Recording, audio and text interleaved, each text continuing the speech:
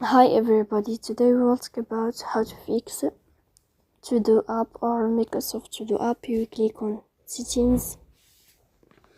In this page you can click on apps, default apps, app settings. On above you can search about To-Do app and you will enter. Here you can click on first stop and you can click OK. Then you will enter to storage.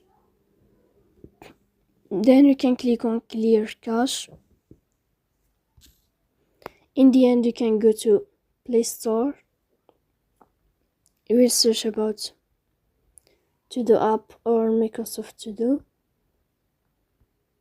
and then if you find updates here you can update your app. So please don't forget to support us by like and subscribe. See you next time in another video.